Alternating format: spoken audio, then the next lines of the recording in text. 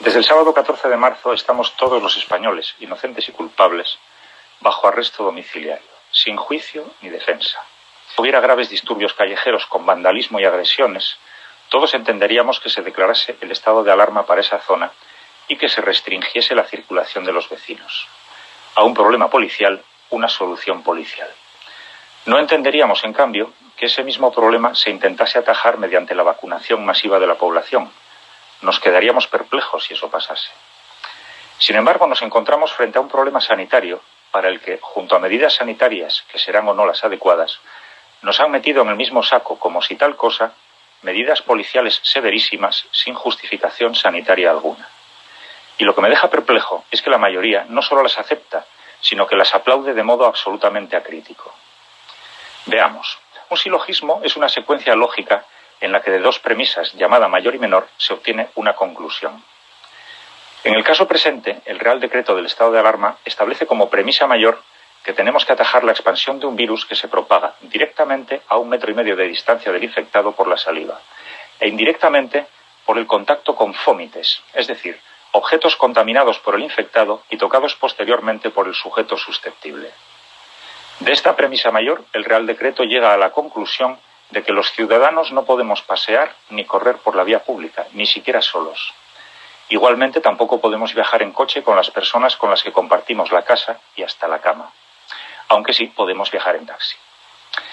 Pues va a ser que yo no tengo las luces suficientes, porque me falta la premisa menor, es decir, esa que lleva de la premisa mayor a la conclusión. Si alguien la conoce, por favor que me ilustre.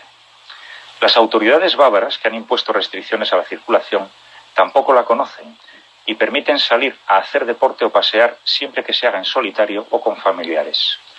O las autoridades francesas que exigen que el ejercicio sea individual. Probablemente estas autoridades están tan locas o mal informadas como yo.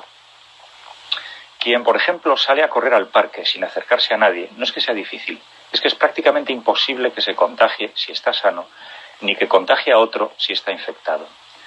Algún integrista me dirá que riesgo hay, remoto, pero lo hay. Cierto. Los prevencionistas sabemos que el riesgo cero no existe. La vida es riesgo en sí misma. Pero me atrevo a afirmar que ese riesgo residual de quien sale a pasear o correr es 100 veces menor que el de quien sale a comprar al supermercado o el de quien monta en un taxi, por muy aseado que sea el taxista. Y eso sin hablar del riesgo para la salud mental y física asociado al confinamiento y el sedentarismo. Prefiero asumir el otro riesgo que este.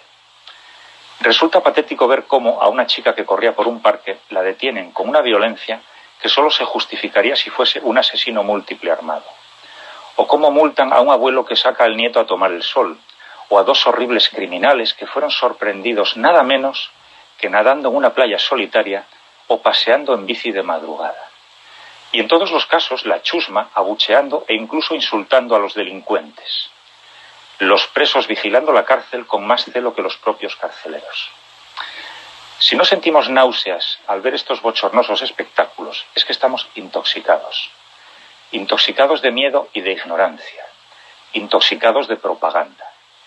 Si el autor intelectual de este desatino fuera Joseph Goebbels, el ministro de propaganda de Hitler, se frotaría las manos de satisfacción. Dice el coronel Pedro Baños, experto en inteligencia militar, que si no nos damos cuenta de que nos están lavando el cerebro, es que ya lo han conseguido. Y vaya si lo han conseguido. Debemos reflexionar seriamente sobre las restricciones de derechos que estamos dispuestos a aceptar bajo cualquier pretexto. Y repito, no digo que la epidemia no sea un problema grave. Digo que las medidas policiales draconianas que se nos han impuesto carecen de justificación sanitaria. Y si no somos capaces de verlo, mañana, bajo cualquier otra excusa, real o ficticia, volverán a restringirnos los más elementales derechos. Y tragaremos porque ya estaremos insensibilizados y no sabremos reaccionar. Mis últimas palabras son para los agentes de la autoridad a los que, en expresión castiza, les ha tocado bailar con la más fea. Supongo que sabrán que la mayoría de las denuncias que formulan estos días no son por infracción del Real Decreto del estado de alarma, que carece de rango legal para establecer nuevas infracciones, sino del artículo 36.6 de la Ley de Protección de la Seguridad Ciudadana, que tipifica como sancionable, y leo textualmente, la desobediencia o la resistencia a la autoridad o a sus agentes en el ejercicio de sus funciones, así como la negativa a identificarse a requerimiento de la autoridad o de sus agentes, o la alegación de datos falsos o inexactos en los procesos de identificación. Dicho en Román Paladino, si ustedes, por poner un ejemplo, paran a un corredor, le ordenan que se vaya para su casa, que es lo que deben hacer, y se va, no ha cometido la infracción antedicha.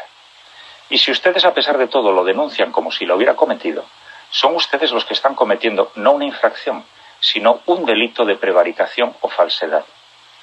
Podrán ustedes engañar al ciudadano que no conoce las leyes, podrán engañar al juez que no estaba presente, pero en cualquier caso habrán cometido un delito, además de un perjurio, porque juraron cumplir y hacer cumplir las leyes.